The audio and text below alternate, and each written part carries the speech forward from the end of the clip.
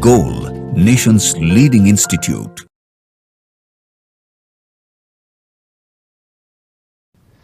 Hello dear students, आज हम लोग स्पॉट टेस्ट 3 ऑर्गेनिक केमिस्ट्री का यहां पे सॉल्यूशन करेंगे। क्वेश्चंस आपके सामने हैं। देखिए क्वेश्चन नंबर 53 आपको दिख रहा है। क्वेश्चन नंबर 53 का पहले चलिए सॉल्यूशन देखते हैं क्या होगा। आपको एक साइक्लोहेक्सीन दिया हुआ है। पहले देखिए साइक्लोहेक्सीन, और इसमें दिया है Br2 और यूवी लाइट। ठीक है स्टूडेंट्स, साइक्लोहेक्सीन, Br2 और यूवी लाइट। और इसके बाद पूछ रहा है कि प्रोडक्ट क्या बनेगा। स्टूडेंट्स, जब Br2 दिया तो तुम्हारे दिमाग में दो बात आना चाहिए कि यूवी लाइट साथ में दिया हुआ है या नहीं तो फिर CCl4 दिया है। इस चीज को जरूर ध्यान में रखना स्टूडेंट्स। अगर Br2 के साथ CCl4 देता तब क्या करते, पाई को ब्रेक कर देते और दोनों कार्बन पे एक एक Br अटैच करते, एंटी एडिशन होता है। ठीक है, लेकिन अभी Br2 यूवी लाइट दिया तो Br2 यूवी लाइट दिया, इसका मतलब कौन सा रिएक्शन होगा? Free radical substitution reaction. ठीक है स्टूडेंट्स, अब अगर आप फ्री रेडिकल सब्स्टिट्यूशन करोगे तो जिस पोजीशन पे फ्री रेडिकल ज्यादा स्टेबल होगा वहीं पे Br डॉट को अटैच करेंगे, है कि नहीं? तो अगर हम लोग देखें तो फ्री रेडिकल ज्यादा स्टेबल कहां बनेगा? इस डबल बॉन्ड के कंजुगेटेड पोजीशन पे। तो यहां चाहे यहां ये फ्री रेडिकल देखिए ज्यादा स्टेबल बनेगा, इसलिए इस वाले पोजीशन पे, या नीचे भी जोड़ सकते हैं, बात एक ही होगा, यहां पे Br डॉट जोड़ देंगे। दैट मींस इसमें अगर Br डॉट जुड़ेगा तो फाइनल प्रोडक्ट जो हम लोगों को मिलने वाला है that will be something like this. अब ऑप्शंस को देखो तो करेक्ट आंसर तुमको जो मिलेगा दैट इज सेकंड ऑप्शन। ठीक है स्टूडेंट्स, चलिए नेक्स्ट क्वेश्चन पे अब बढ़ेंगे हम लोग और देखते हैं कि अगला क्वेश्चन कौन सा है।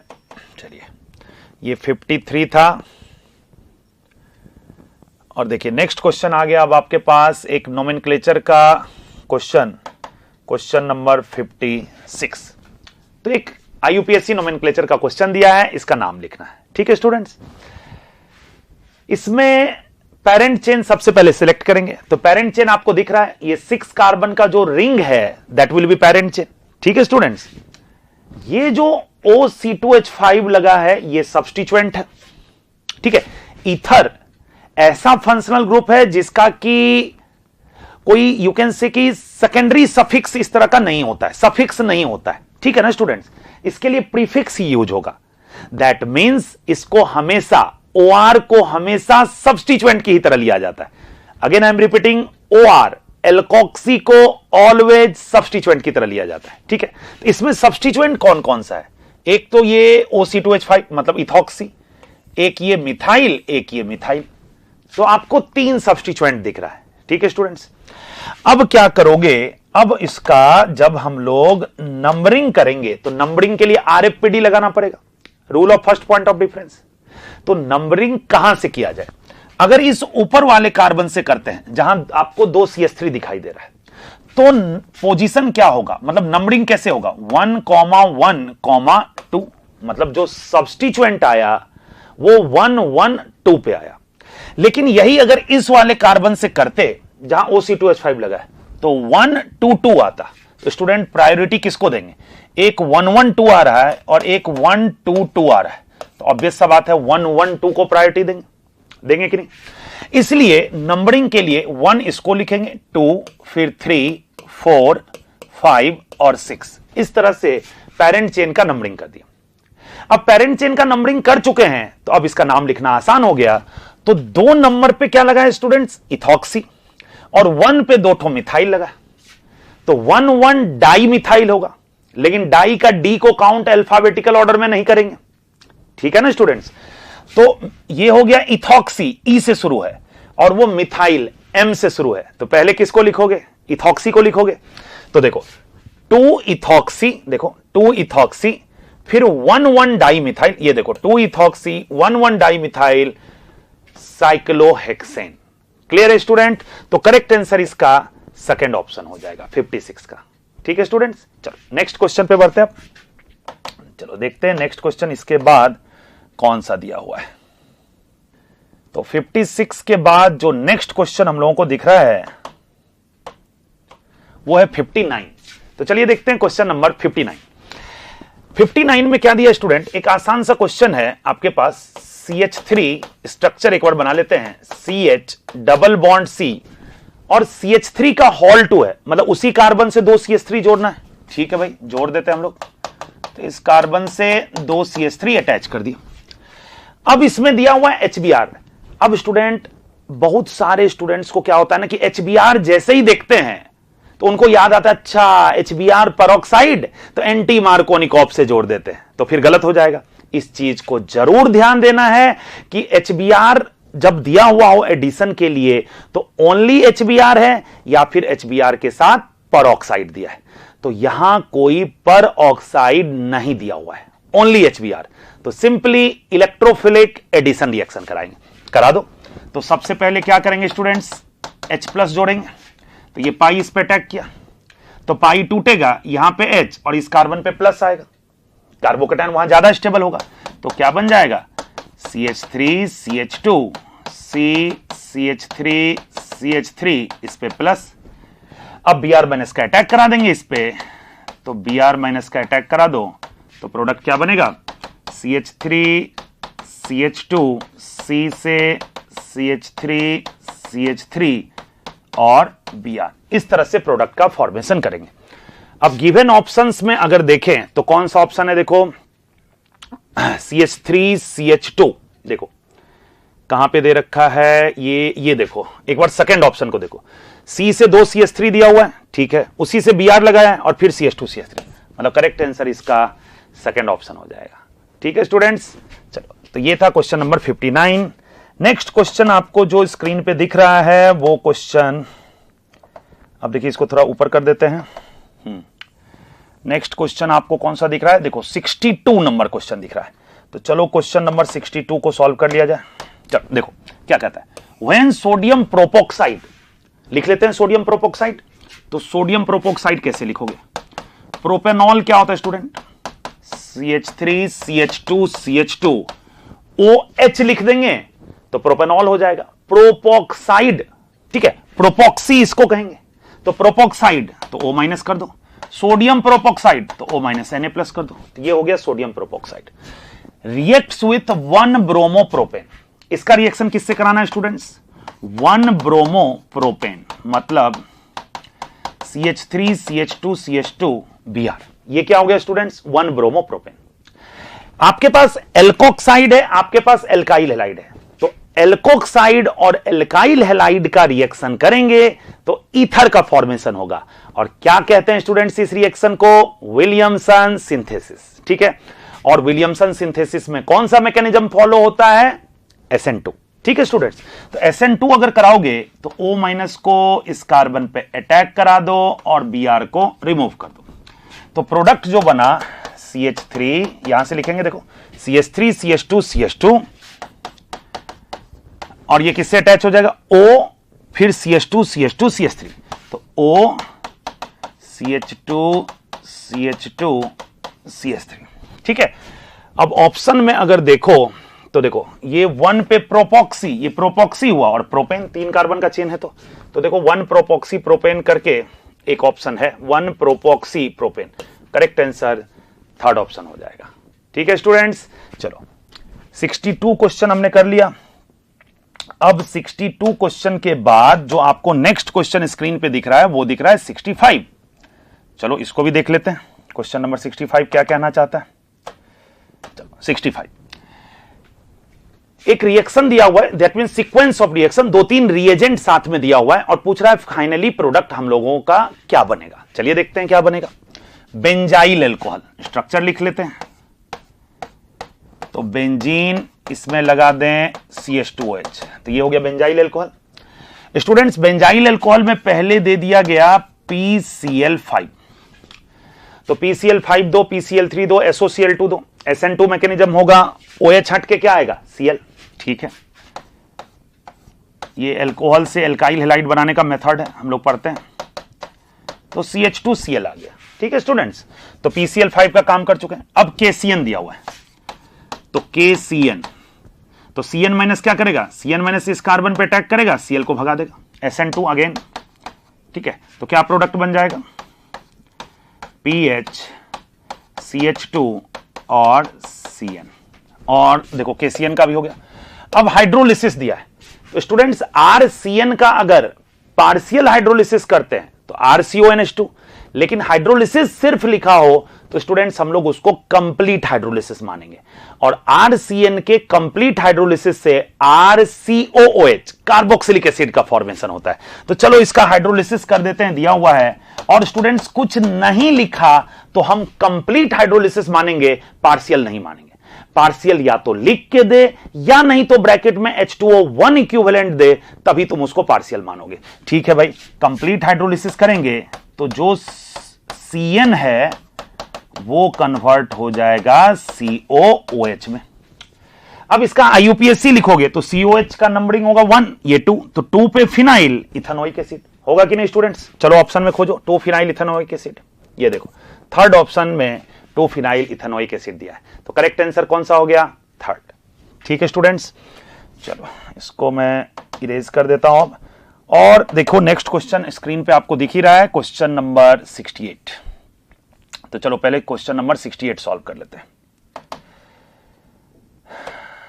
देखो क्वेश्चन नंबर 68 में क्या कर रहा है, आपको एक सबस्ट्रेट दिया है, फिर वही सीरीज ऑफ रिएक्शन है, तो 2 क्लोरोप्रोपेन दिया है, चलो बना लेते हैं 2 क्लोरोप्रोपेन, तो CH3 CHCl, 2 पे क्लोरो और CH3 लिख लिया, तो 2 पे क्लोरो प्रोपेन हो गया। अब इसमें क्या दिया स्टूडेंट, पहले एल्कोहलिक KOH, तो जब स्टूडेंट्स इसमें एल्कोहलिक KOH दोगे हीट तो E2 होगा, तो E2 करवाओगे तो यहां से Cl, इधर चाहे इधर, अभी कहीं से भी H हटे, ऐसे ठीक है सेटजेफ एल्कीन बनता है, लेकिन अभी तो ऐसा कोई सीन क्रिएट हो नहीं रहा है, तो ये Cl, ये H को हटा दें, यहां पे क्या आएगा? डबल बॉन्ड, तो क्या लिखें यहां से? CH3 CH double bond CH2, तो पहले बन गया प्रोपीन। ठीक है स्टूडेंट्स, अब देखो इसके बाद HBr, और सिर्फ HBr नहीं दिया स्टूडेंट्स, पेरोक्साइड भी दिया है, H2O2 भी दिया है, तो इसमें अगर हम दे दें HBr और H2O2, तो HBr और H2O2 दिए, मतलब पेरोक्साइड के प्रेजेंस में दिए, तो एंटी मार्कोनिकॉफ से एडिशन होगा कि नहीं? पेरोक्साइड इफेक्ट या खरास इफेक्ट, याद करो। तो HBr H2O2 देने से जो Br लगेगा that will be according to anti Markovnikov's rule, यहां पे लगेगा साइड में, तो प्रोडक्ट क्या बना? CH3 CH2 और इसके साथ लग गया Br। इसके बाद फिर क्या दिया है स्टूडेंट्स? Aqueous KOH। अब जब इसमें एक्वस KOH दोगे तो सिंपली OH माइनस इस Br को रिप्लेस कर देगा कि नहीं? तो Br हटके यहां पे क्या आ जाएगा? न्यूक्लियोफिलिक सब्स्टिट्यूशन, तो Br हटके क्या आएगा यहां पे? OH, तो जो प्रोडक्ट बनेगा वो क्या होगा? CH3 CH2 CH2 और Br को हटा के OH, तो ये हो गया आपका प्रोडक्ट। चलो ऑप्शन में खोजते हैं 1 प्रोपेनॉल कहां पे दिया है, तो देखो थर्ड ऑप्शन में दिया है 1 प्रोपेनॉल। ठीक है स्टूडेंट्स, करेक्ट आंसर हो गया थर्ड। नेक्स्ट क्वेश्चन हम लोग देखते हैं, क्वेश्चन नंबर 71। ठीक है स्टूडेंट्स, देखिए इस क्वेश्चन में X HBr पेरोक्साइड दिया तो बना Y में फिर KCN दिया, तो प्रोडक्ट दे दिया है पहले से कि ब्यूटेन नाइट्राइल बन रहा है, तो प्रोडक्ट ऑलरेडी दिया हुआ है, रिएक्टेंट फाइंड आउट करने के लिए कह रहा है। चलिए देखते हैं इसको, तो फाइनल प्रोडक्ट जो बना है वो क्या बना स्टूडेंट? Butane nitrile. ठीक है, तो इसमें कैसे सॉल्व करेंगे? देखो इसका आंसर सेकंड होगा, क्यों होगा मैं आपको समझा रहा हूं, जरा देखिए। CH3 सेकंड में क्या लिखा हुआ है? CH डबल बॉन्ड CH2, ऐसा लिखा हुआ है। ठीक है स्टूडेंट्स, इसमें पहले क्या देना है? HBr पेरोक्साइड, तो जब इसमें HBr और कोई भी पेरोक्साइड दे दोगे तो एंटी मार्कोनिकॉफ के अकॉर्डिंग एडिशन होगा कि नहीं स्टूडेंट्स? तो हम लोग क्या करेंगे? पाई को तोड़ेंगे, यहां पे Br लगाएंगे, तो इससे जो प्रोडक्ट बनेगा वो क्या बनेगा? देखो इससे जो प्रोडक्ट बनेगा क्या बनेगा, जरा हम लोग समझते हैं उसको। देखो यहां से बन गया CH3 CH2 फिर CH2 और Br, इस तरह का प्रोडक्ट बना। ठीक है स्टूडेंट्स, इसके बाद दिया हुआ है इसमें KCN, तो जब स्टूडेंट्स इसमें KCN देंगे, जब इसमें KCN देंगे तो ये Cn माइनस क्या करेगा? इस कार्बन पे अटैक करेगा और Br को भगा देगा, तो इससे क्या बनेगा प्रोडक्ट? समझो जरा, CH3 CH2 CH2 और यहां पे क्या लग गया CN। अब जब स्टूडेंट इसका IUPAC नेमिंग करते हैं, जब इसका IUPAC नेमिंग करते हैं तो नंबरिंग जो करेंगे वो यहां से करेंगे, CN से। चेन टर्मिनेटिंग फंक्शनल ग्रुप है, तो ये 1, ये 2, ये 3, ये 4, तो कितने कार्बन का चेन हो गया 4 का। तो ब्यूटेन और CN के लिए नाइट्राइल, ब्यूटेन नाइट्राइल इसमें बनेगा। ठीक है, तो वही दे भी रखा है कि ब्यूटेन नाइट्राइल बना है, तो करेक्ट आंसर हो जाएगा सेकंड ऑप्शन। ठीक है स्टूडेंट्स, अब मन में यह भी आएगा कि हम इसी ऑप्शन के बारे में क्यों सोचें। अब सोचो जरा, इसके बारे में सोचो, इसमें अगर हम HBr और पेरोक्साइड देते तो यहां लगे चाहे Br चाहे यहां लगे, उससे क्या फर्क पड़ता है। अब फाइनल प्रोडक्ट जो दिया वो ब्यूटेन नाइट्राइल दिया है, इसका सीधा सा मतलब है कि CN लास्ट पोजीशन पे लगा होगा, एक स्ट्रेट चेन बना होगा, इसलिए इसको हम लोग नहीं कंसीडर किया। इसमें अगर थर्ड में देखते तो एक कार्बन ज्यादा हो जाता कि नहीं स्टूडेंट्स, इसलिए थर्ड भी नहीं हुआ, इसलिए करेक्ट आंसर कौन सा हो गया इसका, सेकंड ऑप्शन। ठीक है स्टूडेंट्स, चलिए ये था क्वेश्चन नंबर 71। आते हैं अब अगले क्वेश्चन पे, और नेक्स्ट क्वेश्चन जो आपके पास है एक असर्शन रीजन का, वो देखिए क्वेश्चन नंबर 74 है। तो चलिए देखते हैं क्वेश्चन नंबर 74। देखिए 74 में क्या कह रहा है, असर्शन में दिया है the rate of reaction of alkyl halide in Williamson synthesis is 1 degree Rx, 2 degree Rx और 3 degree Rx। Students, Williamson synthesis होता क्या है और वो कौन सा मैकेनिज्म फॉलो करता है। तो विलियमसन सिंथेसिस क्या होता है कि जब हम एल्कोक्साइड लेते हैं, ठीक है, जैसे सोडियम एल्कोक्साइड इस तरह से, और इसका रिएक्शन एक एल्काइल हैलाइड से कराते हैं, तो ये न्यूक्लियोफाइल की तरह इस R' पे अटैक करेगा, X को यहां से रिमूव करेगा। ठीक है स्टूडेंट्स, जो मैकेनिज्म यहां पे फॉलो हुआ दैट इज SN2। प्रोडक्ट जो बनेगा वो बनेगा ROR'। तो सीधा सा पॉइंट है, SN2 का जो मैकेनिज्म होता है दैट इज SN2। और स्टूडेंट SN2 की रिएक्टिविटी कैसे देखते हैं, तो inversely proportional to steric hindrance. Again I am repeating, SN2 की reactivity inversely proportional to steric hindrance होती है।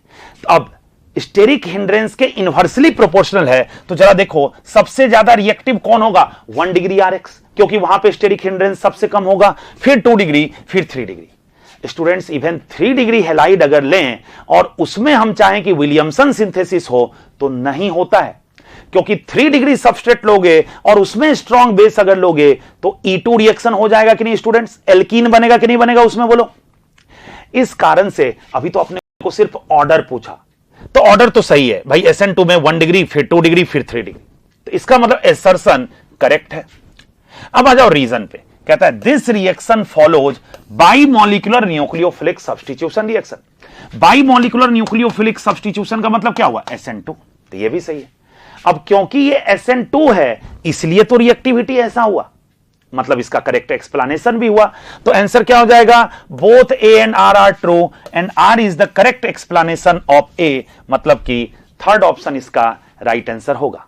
ठीक है स्टूडेंट्स, चलिए देखते हैं अब इसके बाद नेक्स्ट क्वेश्चन को। तो नेक्स्ट क्वेश्चन जो आपको अब स्क्रीन पे दिख रहा है वो है क्वेश्चन नंबर 78। ठीक है स्टूडेंट्स, चलिए देखते हैं इस क्वेश्चन नंबर 78 में क्या कह रहा है। क्वेश्चन नंबर 78 में एल्कोहल और कार्बोक्सिलिक एसिड ईस्टर और वाटर बना रहा है एसिडिक मीडियम में। ठीक है स्टूडेंट्स, आपसे पूछा कि the given reaction is known as esterification. ठीक है भाई, बहुत अच्छा, esterification. The maximum rate of esterification for given R and R', जहां R और R' एल्काइल ग्रुप है, तो क्या होगा, ये आपसे पूछा। स्टूडेंट्स, इसका स्टरीफिकेशन का मैकेनिज्म हम लोग कैसे करते हैं, कार्बोक्सिलिक एसिड और एल्कोहल ईस्टर बनाया, तो जो कार्बोक्सिलिक एसिड है आपके पास, ठीक है, इसमें जैसे H+ एसिडिक मीडियम में किया, इस O को प्रोटोनेट करता है, समझना बात को, तो RCH और यहां OH तो था ही, ये प्रोटोनेट कर दिया, पहले H है यहां पे। ठीक है, अब इसके बाद क्या होगा कि इसके बाद जैसे कार्बोक्सिलिक एसिड और साथ में क्या दिया स्टूडेंट्स, एल्कोहल, ROH दिया है, इसके बाद एल्कोहल दिया हुआ है, तो अब यहां से क्या होगा स्टूडेंट, इस बॉन्ड को आप इधर की तरफ ब्रेक कीजिए, ठीक है, तो O पे प्लस है, लेस स्टेबल है, तो इस बॉन्ड को इधर की तरफ ब्रेक किए तो कार्बन पे आ जाएगा प्लस और ये OH हो जाएगा। मतलब क्या बना यहां से RC, ये हो गया OH और यहां कार्बन पे आ गया प्लस और ये OH, होगा कि नहीं होगा। अब इस पे CH3OH या ROH लिखा है इन जनरल, तो आप ROH का अटैक करा दो, ठीक है ना। कार्बोक्सिलिक एसिड जो है वो R डैश है, तो इसको R डैश कर देते हैं, ठीक है, इसको R डैश कर दिए। इसको एक मिनट, इसको मैं यहां पे फिर से कर देता हूं, रुको। तो यहां पे क्या था, COOH था, ये R डैश था, है ना, और यहां पे H इस कार्बन पे, ऑक्सीजन पे था प्लस, ठीक है। उसके बाद इस बॉन्ड को इधर की तरफ ओपन किए थे, यही था, ठीक है। अब यहां पे प्लस आ गया। अब जो ROH है स्टूडेंट, एल्कोहल, ये इस पे न्यूक्लियोफाइल की तरह इस पे जाके अटैक करेगा, तो क्या बनेगा यहां से RC, ये OH, ये OH और यहां पे देखो ये O जुड़ जाएगा यहां से, O के साथ और क्या है R और क्या है H और O पे क्या आ गया प्लस, इस तरह का सिचुएशन आया। अब यहां से H प्लस निकलेगा और इस OH या इस OH दोनों में से किसी एक को प्रोटोनेट करेगा, क्योंकि दो OH है स्टूडेंट, तो वाटर रिलीज होगा यहां से। तो वाटर रिलीज करने के लिए हम लोग क्या करेंगे कि यहां से H प्लस निकालेंगे और इसको प्रोटोनेट कर देंगे। तो एक तरह से H प्लस का हम ट्रांसफर कर दिए, मान के चलो ट्रांसफर कर दिए, तो क्या होगा यहां से R फिर C, एक OH को प्रोटोनेट कर दिए, तो ये हो गया OH2 प्लस, ठीक है, फिर OH और यहां पे आ गया OR, H प्लस वहां से हटा दिए तो OR, होगा कि नहीं होगा। अब यहां से क्या बनेगा इसको समझो, यहां से क्या बनेगा, मैं इस ऊपर वाले को थोड़ा यहां या इधर बता देता हूं, देखो समझो बात को। यहां से क्या बनेगा, अब जो एक OH है यहां पे, एक OH है, ये इधर की तरफ ओपन किया, OH2 प्लस मतलब वाटर को हटा दिया, तो यहां से क्या बनेगा समझोगे, RC, यहां OR और ये हो जाएगा आपका डबल बॉन्ड OH प्लस, होगा कि नहीं होगा। अब फाइनली R डैश था, R डैश कर देंगे। अब फाइनली यहां से H प्लस अगर रिमूव कर दें तो RCO R डैश बनेगा कि नहीं। तो ये हो गया मैकेनिज्म स्टरीफिकेशन का। अपने काम का चीज क्या है ये समझो अभी इस क्वेश्चन के लिए पर्टिकुलरली। इस क्वेश्चन में हुआ क्या, ये जो एल्कोहल है स्टूडेंट समझना, एल्कोहल किसकी तरह बिहेव किया, न्यूक्लियोफाइल की तरह, और अटैक किस पे किया, इस कार्बोक्सिलिक एसिड पे, ठीक है। समझो अटैक किस पे हुआ है स्टूडेंट, RCOOH पे अटैक हुआ है, और किया कौन है, ROH, ये किया है कि नहीं। अब इस कार्बन पे डेल प्लस का वैल्यू जितना ज्यादा होगा उतनी आसानी से अटैक होगा कि नहीं होगा बोलो। तो अगर यहां पे स्टेरिक हिंड्रेंस कम हो और डेल प्लस ज्यादा हो, अरे एल्काइल ग्रुप अगर बिगर एल्काइल ग्रुप लगा रहेगा, ज्यादा डोनेट कर देगा तो डेल प्लस घट जाएगा कि नहीं घटेगा, ठीक है। तो जितना, और दूसरा बात स्टेरिक हिंड्रेंस ज्यादा रहेगा तो न्यूक्लियोफाइल का अटैक मुश्किल होगा इस पे, इसलिए इस कार्बन पे जितना लेस स्टेरिक हिंड्रेंस रहे उतनी आसानी से न्यूक्लियोफाइल का अटैक होगा, होगा कि नहीं होगा। सिमिलरली ये ROH जो एल्कोहल है, तो जैसे जैसे बल्कि ग्रुप एल्काइल लगाते जाओगे तो न्यूक्लियोफिलिसिटी घटेगी कि नहीं। स्टूडेंट्स अगर एक्टिव एटम सेम हो, समझो बहुत अच्छा क्वेश्चन है ये, अगर एक्टिव एटम सेम हो, जैसे O, सभी 4 एल्कोहल दे दिया, O एक्टिव एटम सेम है, तो अब न्यूक्लियोफिलिसिटी कैसे देखते हैं, inversely proportional to steric hindrance. तो जैसे जैसे बल्कि ग्रुप लगाते जाओगे तो उसकी न्यूक्लियोफिलिसिटी घटेगी। अपने को क्या चाहिए, अच्छा न्यूक्लियोफाइल भी चाहिए और यहां स्टेरिक हिंड्रेंस कम भी चाहिए, डेल प्लस ज्यादा चाहिए। इस कारण से ज्यादा सुटेबल कौन सा कार्बोक्सिलिक एसिड और एल्कोहल होगा, जहां स्टेरिक हिंड्रेंस कम हो। तो सबसे लेस स्टेरिक हिंड्रेंस वाला R और R डैश आपको कौन सा दे रखा है, देखिए ये देखो थर्ड ऑप्शन में R और R डैश दोनों का दोनों CH3 दिया है, इसलिए करेक्ट आंसर हो जाएगा इसका थर्ड ऑप्शन। ठीक है स्टूडेंट्स, चलिए अब आगे बढ़ेंगे हम लोग नेक्स्ट क्वेश्चन पे। चलिए देखते हैं नेक्स्ट क्वेश्चन कौन सा है, ये 78 था। तो नेक्स्ट क्वेश्चन जो है इसके बाद नेक्स्ट क्वेश्चन, क्वेश्चन नंबर 80 आपको दिख रहा है। चलिए देखते हैं क्वेश्चन नंबर 80 में क्या कह रहा है। कहता है Reimer Tiemann in reaction of phenol with CHCl3 in presence of NaOH followed by acidification gives salicyl aldehyde. कहने का मतलब क्या हुआ कि समझो बात को, फिनॉल का रिएक्शन को समझो क्या दिया है कि फिनॉल का रिएक्शन हमने कराया CHCl3 और KOH या NaOH दिया है तो ठीक है भाई, NaOH CHCl3 और NaOH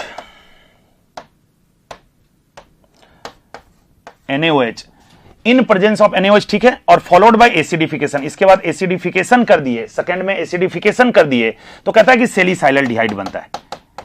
ये फर्स्ट में देना था, ये सेकंड में ये एसिडिफिकेशन, तो इससे जो प्रोडक्ट बना वो कह रहा है कि OH और CHO बना, सैलिसाइल एल्डिहाइड। इसमें ऑर्थो प्रोडक्ट मेजर बनता है, आपको पता है। तो इसका मतलब ये स्टेटमेंट तो बिल्कुल करेक्ट है, ये स्टेटमेंट असर्शन वाला स्टेटमेंट बिल्कुल करेक्ट है। यही रीमर टाइम एंड रिएक्शन ये होता है कि भाई फिनॉल का रिएक्शन CHCl3 बेस से करें, उसके बाद एसिडिफिकेशन कर दें तो फिर सैलिसाइल एल्डिहाइड का फॉर्मेशन होगा। अब रीजन क्या कह रहा है, the intermediate substituted benzal chloride is hydrolysed in the presence of alkali to give salicyl aldehyde. तो स्टूडेंट इसको थोड़ा सा मैकेनिज्म से हम लोगों को अभी देखना पड़ेगा। चलो देखते हैं इसको थोड़ा मैकेनिज्म से, तो इसको समझने का कोशिश करते हैं। देखो समझो मैकेनिज्म क्या होगा स्टूडेंट, CHCl3 और KOH या NaOH है तो NaOH, ठीक है, ये क्या बनाता है स्टूडेंट, CHCl3 और जो NaOH या KOH जो भी रहे वो क्या बनाएगा यहां पे CCl2 कार्बीन का फॉर्मेशन करेगा कि नहीं करेगा, डाइक्लोरोकार्बीन।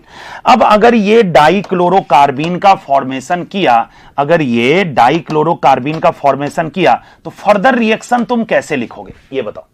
ये इलेक्ट्रोफाइल की तरह बिहेव करेगा CCl2 जो बना है। अब फिनॉल है हमारे पास और NaOH है साथ में, तो फिनॉक्साइड पहले बनेगा। तो हम लोग क्या करेंगे, जैसे ऑर्थो प्रोडक्ट बनाना होगा तो आपके पास ये फिनॉक्साइड है, इसमें जब रेजोनेंस करोगे तो देखो ये इधर की तरफ आएगा, ये बॉन्ड इधर की तरफ शिफ्ट करेगा, तो इससे क्या बना, तो यहां से जो बनेगा वो कुछ इस तरह का स्पीसीज बनेगा। ये हो गया डबल बॉन्ड हो, ये इधर की तरफ आया तो माइनस, और बाकी का दो बॉन्ड जैसा था वैसा ही रहेगा। होगा कि नहीं होगा। अब इसी तरह पैरा पे भी आएगा, हम लोग ऑर्थो प्रोडक्ट बना के देखेंगे। अब ये बेसिकली न्यूक्लियोफाइल की तरह बिहेव करेगा। इलेक्ट्रोफाइल बन चुका था, CCl2 कार्बीन का फॉर्मेशन हो चुका था। अब उस पे अटैक कौन करेगा, तो फिनॉल ना अटैक करके फिनॉक्साइड अटैक करता है, ठीक है, क्योंकि बेसिक मीडियम था। उसी फिनॉक्साइड का ये स्ट्रक्चर बनाया कैरोनिकल। अब ये अटैक कर लेगा CCl2 पे, समझोगे स्टूडेंट, ठीक है, CCl2 पे अटैक किया तो यहां से क्या होगा समझो, ये इस तरह से डबल बॉन्ड वो था, ये CCl2 पे अटैक किया तो इससे CCl2 लग गया, और इस कार्बन पे कौन सा चार्ज आएगा स्टूडेंट, नेगेटिव चार्ज आएगा, एक H है, H तो है ही। अब अगले स्टेप में क्या होता है कि ये बॉन्ड इधर की तरफ शिफ्ट होगा और ये बॉन्ड इधर, और यहां से जो H निकलता है ना स्टूडेंट, वेरी इंपॉर्टेंट, ये जो H निकलेगा H+ की फॉर्म में, ये इसी कार्बन पे जाता है। तो ये जो मैं क्या बताया कि ये जो हाइड्रोजन है H+ की फॉर्म में निकला, ये फिर से इसी वाले कार्बन पे जाएगा, तो इसी वाले कार्बन पे जाएगा तो यहां क्या हो जाएगा स्टूडेंट, CHCl2। तो यहां से बन गया, क्या बना समझो बात को, यहां डबल बॉन्ड आ गया, ये हो गया आपका O- और यहां पे आ गया CHCl2, ठीक है। इसके बाद फर्दर आपके पास NaOH है ही, NaOH है ही, तो OH- अब न्यूक्लियोफाइल की तरह इस पे अटैक करेगा, Cl को भगाएगा, फिर दूसरा OH- इस पे अटैक करेगा, दूसरे Cl को भगाएगा। अब दो OH लग जाएगा इस कार्बन पे जहां दो Cl दिख रहा है।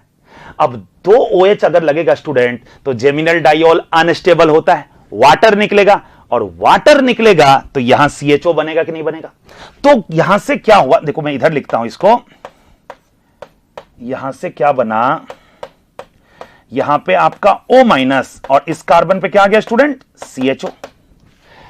अब फाइनली एसिडिफिकेशन दिया था, तो अगर एसिडिफिकेशन करेंगे मतलब H+ देंगे इसको, तो अब यहां से फाइनल प्रोडक्ट OH और यहां CHO मतलब सैलिसाइलडिहाइड का फॉर्मेशन होता है, ठीक है स्टूडेंट्स। तो स्टेटमेंट 1 मतलब एसर्शन जो था ये तो बिल्कुल करेक्ट था, ये तो हम लोग देख ही लिए थे। रीजन क्या कह रहा है कि द इंटरमीडिएट सब्स्टिट्यूटेड, ये देखो intermediate substituted benzal chloride, intermediate क्या है? Substituted benzal chloride.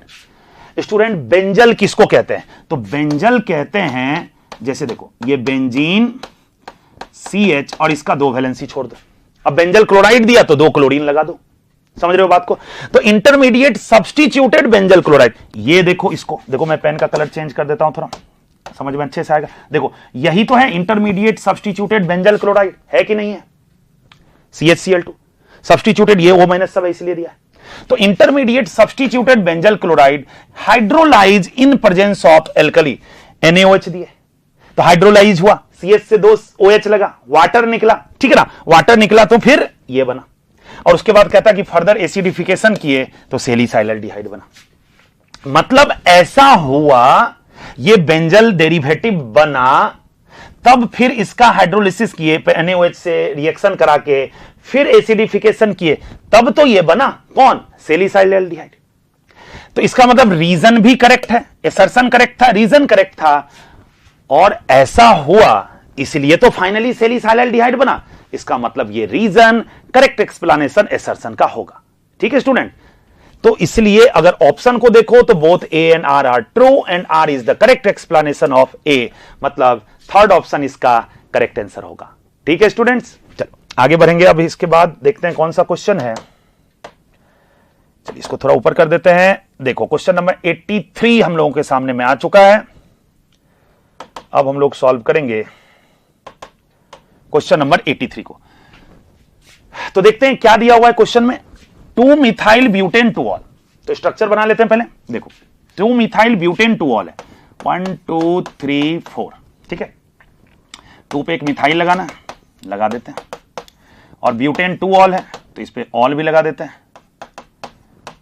ये हो गया 2 मिथाइल ब्यूटेन टू ऑल। ठीक है स्टूडेंट्स, इसमें क्या दिया गया? Lucas reagent. ल्यूकास रिएजेंट का मतलब क्या होता है स्टूडेंट्स? ल्यूकास रिएजेंट का मतलब होगा conc HCl in presence of ZnCl2, conc HCl in presence of ZnCl2, ये इसका मतलब हो गया। अब इससे कह रहा है कि प्रोडक्ट क्या बनेगा, तो सिंपल सा है, ZnCl2 तो लिविंग ग्रुप को बेटर बनाता है। ऐसे ये टर्सरी अल्कोहल है, तो स्टूडेंट टर्सरी अल्कोहल में अगर ZnCl2 नहीं भी रहे तो भी चलेगा, सिर्फ HCl देता तो भी प्रोडक्ट का फॉर्मेशन होता। प्राइमरी और सेकेंडरी अल्कोहल अगर दिया रहता तब HCl के साथ ZnCl2 का भी रिक्वायरमेंट होता है। ठीक है, लेकिन यहां ठीक है ZnCl2 दे दिया तो और फास्ट रेट से होगा, और क्या होगा, अच्छा लिविंग ग्रुप बन जाएगा। एनीवे, तो क्या करोगे, OH यहां से हटा दोगे और Cl यहां पे अटैच कर दोगे। सिंपल सा है। कौन सा मैकेनिज्म होगा? SN1, तो ये हटा, कार्बन पे क्या आएगा? प्लस, और फिर Cl माइनस अटैक कर लेगा तो Cl। तो प्रोडक्ट क्या लिखे बोलो? प्रोडक्ट लिखेंगे हम लोग CH3 CH3, OH की जगह Cl और CH2 CH3। ठीक है, मतलब 2 क्लोरो 2 मिथाइल और 4 कार्बन का है तो ब्यूटेन। चलो ऑप्शन में खोजते हैं। 2 chloro 2 methyl butane, that means second option is our correct answer. ठीक है स्टूडेंट्स, चलो 83 हो गया। उसके बाद अगले क्वेश्चन पे बढ़ेंगे। देखो नेक्स्ट क्वेश्चन बोर्ड पे आपका है ही, arrange in increasing order of boiling point. तो बॉइलिंग पॉइंट के इंक्रीजिंग ऑर्डर में अरेंज करने के लिए कह रहा है क्वेश्चन नंबर 88 में।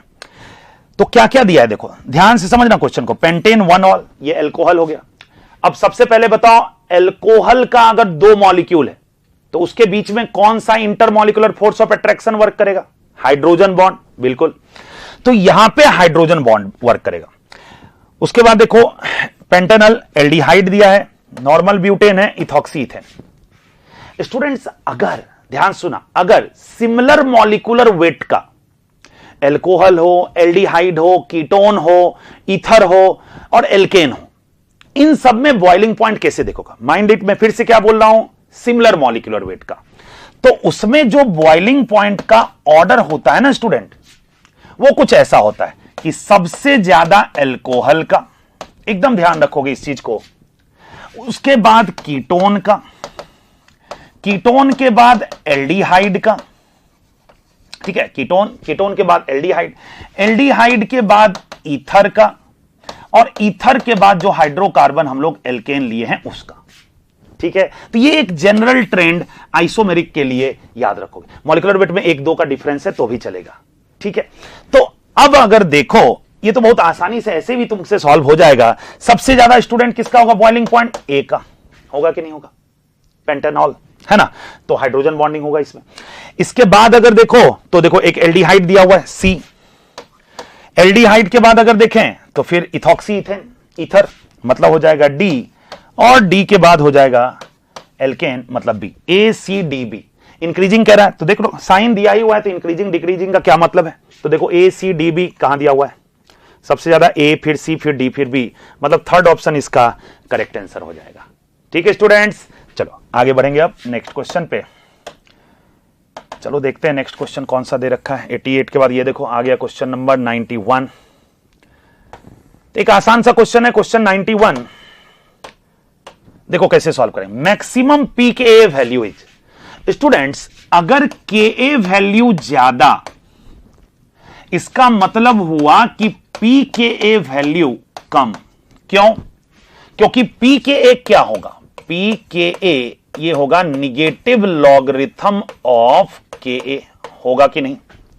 तो ऑब्वियस सा बात है के वैल्यू ज्यादा तो निगेटिव लॉगरिथम ऑफ के ए कम। ठीक है, तो समझो के ए ज्यादा तो पी के ए कम। ठीक है, और के ए अगर ज्यादा होता है इसका मतलब होता है कि एसिडिक स्ट्रेंथ जो है वो ज्यादा, एसिडिक स्ट्रेंथ ज्यादा। ठीक है, अब आपसे पूछा क्या? मैक्सिमम पी के। अब समझो पी के ए अगर ज्यादा है तो के ए क्या होगा? कम, मतलब एसिडिक स्ट्रेंथ कम। फिर से मैं बोल रहा हूं, आपसे बोला क्या? पी के ए मैक्सिमम होना चाहिए, यही कह रहा ना, पी के ए मैक्सिमम। पी के ए मैक्सिमम का मतलब के ए मिनिमम, मतलब एसिडिक स्ट्रेंथ मिनिमम, मतलब इसमें से सबसे वीकेस्ट एसिड कौन सा है ये आपको खोजना है। ठीक है, तो ऑप्शंस को देखो तो जैसे क्रिसॉल है, नाइट्रोफिनॉल है, फिनॉल है। स्टूडेंट ये जो फिनॉल वाला कंपाउंड सब दिया है या फिनॉल का डेरिवेटिव दिया हुआ है, उसका कंजुगेट बेस बनाओगे तो रेजोनेंस स्टेबलाइज होगा कि नहीं? फिनॉल OH लगा है, H+ हटा दो, O पे माइनस आया तो रेजोनेंस स्टेबलाइज होगा। लेकिन इथेनॉल का अगर बात करें तो इथेनॉल का कंजुगेट बेस हुआ ये CH3CH2O-, इसमें तो CH3CH2 और प्लस आई से इसको दे ही रहा है, तो सबसे लेस स्टेबल होगा कि नहीं? सबसे लेस स्टेबल इसी का कंजुगेट बेस होगा, और कंजुगेट बेस सबसे लेस स्टेबल है, इसका सीधा सा मतलब क्या हुआ कि जो इथाइल अल्कोहल है वो सबसे लीस्ट एसिडिक है। ठीक है स्टूडेंट्स, तो करेक्ट आंसर क्या होगा इसका? इथेनॉल 91 का। ओके स्टूडेंट्स, आगे बढ़ते हैं अगले क्वेश्चन पे। तो चलो देखते हैं इसके बाद नेक्स्ट क्वेश्चन कौन सा है। 91 के बाद देखिए आ गया क्वेश्चन नंबर 94। अब 94 को हम लोग सॉल्व करेंगे यहां पे। The decreasing order of bond angle of given compound. कुछ कंपाउंड्स दे रखा है और उसमें बॉन्ड एंगल का ऑर्डर पूछ रहा है, समझेंगे बात को। मिथेनॉल क्या हो जाएगा स्टूडेंट? CH3OH। फिर क्या दिया है? एक फिनॉल है और एक मिथॉक्सी मीथेन। ठीक है, तो फिनॉल मतलब PHOH, और क्या दिया हुआ है? मिथॉक्सी मीथेन मतलब CH3OCH3, ये मिथॉक्सी मीथेन। ठीक है, बॉन्ड एंगल का अगर एग्जैक्ट वैल्यू का यहां बात करें ना तो ये करीब करीब 109 डिग्री होता है फिनॉल में। ठीक है, ये मिथॉक्सी मीथेन में बात करें ना तो ये 111.7 डिग्री के आसपास होता है। ठीक है, और यही इसमें बात करें मिथेनॉल में तो ये 108.9 डिग्री के आसपास होता है। ये तो मैं एग्जैक्ट एंगल लिखा, जो एनसीईआरटी का गिवन वैल्यू वो मैं लिखा सिर्फ। ठीक है, अब समझो बात को। क्वेश्चन क्या कहता है? Decreasing order of bond angle. हम थ्योरेटिकली इसको कैसे देखें? ठीक है, ये तो मैं एग्जैक्ट वैल्यू बताया आपको। होता क्या है ना स्टूडेंट, जैसे CH3OH, CH3OCH3, PHOH, इन सब का जो शेप होता है वो ऑलमोस्ट V शेप होता है। ठीक है, ऑलमोस्ट कैसा होगा? V shape. ठीक है, तो अब अगर शेप V शेप होगा तो सराउंडिंग एटम का साइज, शेप सिमिलर है स्टूडेंट, तो अगर सराउंडिंग एटम का साइज बढ़ते जाएगा, बल्कि ग्रुप आते जाएगा, तो अगर सराउंडिंग में बल्कि ग्रुप आते गया तो रिपल्सन ज्यादा होगा, रिपल्सन ज्यादा होगा तो बॉन्ड एंगल बढ़ेगा कि नहीं बढ़ेगा? यही तो कारण है कि CH3OH से ज्यादा इसका हो गया। ठीक है, क्योंकि यहां एक CH3 है, यहां दो दो CH3 है, तो बल्कि ग्रुप है, रिपल्सन ज्यादा, शेप तो सिमिलर है। ठीक है, अब यहां CH3 और H था और यहां दो CH3 है, तो दो CH3 के बीच का रिपल्सन ज्यादा होगा, ऑब्वियस सा बात है। ठीक है, तो इस बेसिस पे क्योंकि शेप सबका सिमिलर है, तब जैसे जैसे बल्कि ग्रुप बढ़ते जाएगा, रिपल्सन बढ़ेगा तो बॉन्ड एंगल बढ़ेगा। तो उस हिसाब से अब आंसर टिक करें तो सबसे ज्यादा ईथर का हो गया, उसके बाद हो जाएगा कौन सा, फिनॉल, और उसके बाद हो जाएगा आपका मिथेनॉल। तो आंसर देखो कौन सा हो जाएगा, सबसे ज्यादा किसका हम लोग बात किए, मिथॉक्सी मीथेन, मतलब बी का सबसे ज्यादा, देखो बी का सबसे ज्यादा, उसके बाद सी मतलब फिनॉल, और सबसे लास्ट में ए। ठीक है स्टूडेंट, तो करेक्ट आंसर इसका हो गया सेकंड ऑप्शन। चलिए अब बढ़ते हैं आगे अगले क्वेश्चन पे। तो देखिए नेक्स्ट क्वेश्चन आपको दिख रहा है, ये क्वेश्चन नंबर 97। ठीक है, चलो क्वेश्चन नंबर 97 सॉल्व करते हैं। एक कंपाउंड X दिया हुआ है, देखो X के बारे में लिखा है X इज एन एल्डिहाइड। ठीक है भाई, मान ली उसका ग्रिगनार्ड से रिएक्शन कराया और मेजर प्रोडक्ट ये बना के दे दिया है ऑलरेडी। तो कहता है कि भाई इसमें से X क्या होगा। ठीक है, X इसमें क्या होगा देखते हैं, चलो। तो X इसमें अगर हम CH3CHO ले, समझो बात को, CH3CHO, इसका रिएक्शन कराना है R-MgX से। स्टूडेंट्स R-MgX कैसे ब्रेक होगा, R- माइनस X माइनस और Mg2+ होगा कि नहीं। अपने काम का चीज है R- माइनस, तो R- जो है ये न्यूक्लियोफाइल की तरह इस कार्बन पे अटैक करेगा और CO को ओपन कर देगा, करेगा। तो यहां से क्या बना, CH3CHO- और साथ में लग गया R-। ठीक है, और इसके बाद इसमें H+ वाटर दे दो या H+ दे दो, तो क्या बन जाएगा, CH3CHOH और यहां से आ गया R-। तो ये आपका ऑलरेडी प्रोडक्ट दिया हुआ है, CH3CH R- और OH। तो कहता है कि इसके लिए जो X होगा वो क्या होगा। तो हमने क्या लिया था स्टूडेंट, CH3CHO मतलब इथानल। तो देखो इथानल थर्ड ऑप्शन में दे रखा है। ठीक है स्टूडेंट्स, क्लियर हो गया ये क्वेश्चन, क्वेश्चन नंबर 97 था। चलिए नेक्स्ट क्वेश्चन पे आते हैं। तो ये हमारा लास्ट क्वेश्चन है, क्वेश्चन नंबर 100। चलिए देखते हैं 100 में क्या कह रहा है। रिएजेंट स्टूडेंट क्या दिया है, NaBH4। ठीक है, रिड्यूसिंग एजेंट। स्टूडेंट्स इस क्वेश्चन के लिए आपको ध्यान रखने का क्या जरूरत है कि NaBH4 एल्डिहाइड, कीटोन और एसिड हैलाइड, इन तीनों को रिड्यूस करता है। और अगर LiAlH4 लेते तो वो सभी एसिड डेरिवेटिव्स को रिड्यूस कर देता है। ठीक है, तो यहां NaBH4 है, वीक रिड्यूसिंग एजेंट है, तो किसको किसको रिड्यूस करेगा, एल्डिहाइड, कीटोन और एसिड हैलाइड। तो इसमें क्या क्या है, यहां पे देखो कीटोन है और यहां पे ईस्टर है, तो ईस्टर को तो ये टच भी नहीं करेगा, ईस्टर को रिड्यूस नहीं कर पाएगा, कीटोन को करेगा। तो कीटोन को रिड्यूस कैसे करोगे, पाई तोड़ के एक H यहां पे एक H कार्बन पे लगा दो, तो जो प्रोडक्ट बनेगा वो कैसा बनेगा, देखो यहां हो गया OH, और क्योंकि ईस्टर को रिड्यूस नहीं कर पाया तो इसको एज इट इज कॉपी करेंगे तो हो जाएगा CH2COOCH3। अब देखो कौन से ऑप्शन में ये दे रखा है, तो फर्स्ट ऑप्शन देखो OH, फिर देखो CH2COCH3, तो करेक्ट आंसर इसका हो जाएगा फर्स्ट ऑप्शन। ठीक है स्टूडेंट्स, तो ये था ऑर्गेनिक केमिस्ट्री का सभी क्वेश्चंस जो इस स्पॉट टेस्ट में आया था। आई थिंक आप सभी अच्छे से समझे होंगे। ठीक है स्टूडेंट्स, थैंक यू।